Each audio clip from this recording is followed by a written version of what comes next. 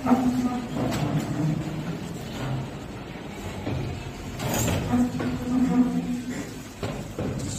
आदरणीय सभी उपस्थित सदस्यों को। आज हम यहाँ एक महत्वपूर्ण विषय पर चर्चा के लिए एकत्रित हुए हैं, एक राष्ट्र एक चुनाव। हम यह समझने की कोशिश करेंगे कि क्या यह विचार हमारे देश के लोकतंत्र को मजबूत करेगा या नुकसान पहुँचाएगा। अब मैं माननीय प्रधानमंत्री जी से निवेदन करती हूँ कि वे सदन के समक्ष अपना प्रस्ताव प्रस्तुत करें। धन्यवाद अध्यक्ष महोदय। माननीय अध्यक्ष महोदय, मैं आज इस सदन के समक्ष यह प्रस्ताव प्रस्तुत करता हूं कि भारत में एक राष्ट्र एक चुनाव की नीति को लागू किया जाए। वर्तमान में देश में लोकसभा और राज्यों के विधानसभा के चुनाव अलग अलग समय पर होते हैं। इससे न केवल चुनावी खर्च बहुत बढ़ जाता है बल्कि प्रशासनिक काम भी प्रभावित होता है।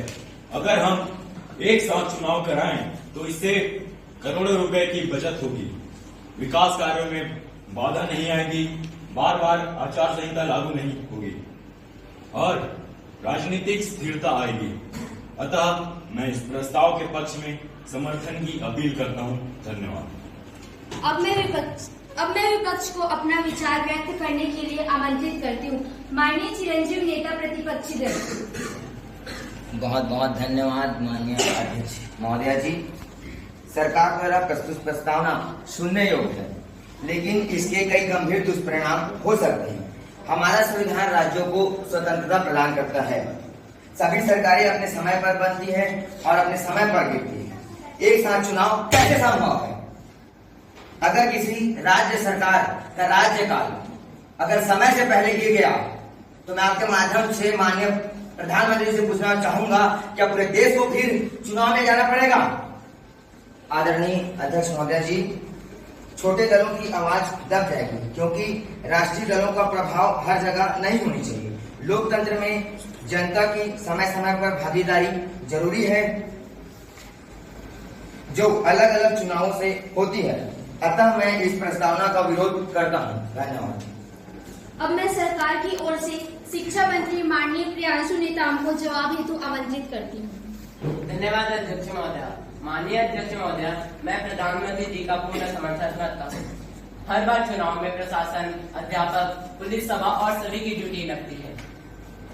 इससे शिक्षा व्यवस्था बाधित होती है। यदि चुनाव एक ही बार करा दिया जाए तो यह बार बार नहीं होगा। धन्यवाद अध्यक्ष महोदय। अब मैं माननीय वित्त मंत्री अलौकिक जी को नेता आमंत्रित करती हूँ। धन्यवाद अध्यक्ष महोदय। आर्थिक दृष्टि से देखें तो चुनाव में करोड़ों का खर्च हो जाता है। अगर यही पैसे शिक्षा, स्वास्थ्य और किसान योजनाओं में लगाए तो अधिक लाभ होगा। धन्यवाद। अब मैं माननीय गृह मंत्री हेजल मरकाम को आमंत्रित करती हूँ। बहुत बहुत धन्यवाद अध्यक्ष महोदय। मैं आपसे यह कहना चाहती हूँ कि बार बार चुनाव होने से देश का पूरा ध्यान राजनीति की ओर केंद्रित हो जाता है, जिससे जनता, मीडिया, नेता विकास जैसे असली मुद्दों को भूल जाते हैं। अगर चुनाव एक साथ ही होने लगे तो 5 साल का समय जनता के काम में लगेगा। एक राष्ट्र एक चुनाव से देश की नीति और नीयत दोनों ही मजबूत होगी। धन्यवाद। अब मैं माननीय विधि मंत्री संध्या मंडावी जी को आमंत्रित करती हूँ। धन्यवाद महोदया। मैं यह कहना चाहती हूँ कि एक राष्ट्र एक चुनाव लागू करना यह संविधान के तहत पूर्णतः संभव है। अगर संसद और विधानसभा के कार्यकाल को एक साथ लाया जाए और संविधान में संशोधन किया जाए तो यह व्यवस्था संविधान के तहत पूर्णतः संभव है और सही है। धन्यवाद महोदया। अब मैं पुनः प्रतिपक्ष की ओर से माननीय कुबेर जी को आमंत्रित करती हूँ। माननीय अध्यक्ष महोदया, हर राज्य की समस्याएं अलग अलग होती है। अगर चुनाव एक साथ होंगे तो क्षेत्रीय मुद्दों को अनदेखा किया जाएगा। यह लोकतंत्र के मूल सिद्धांत के विरुद्ध है। धन्यवाद।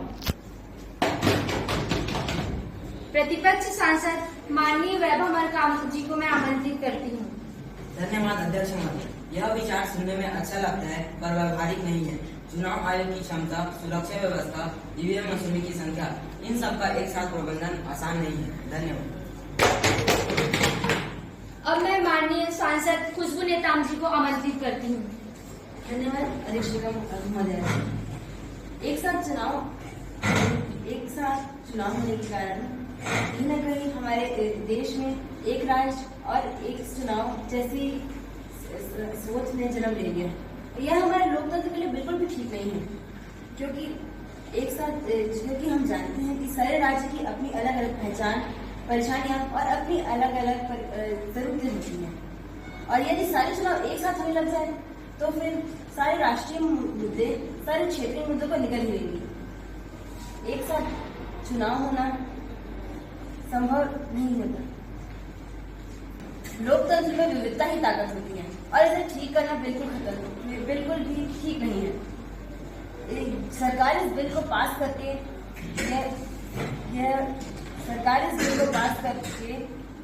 सारे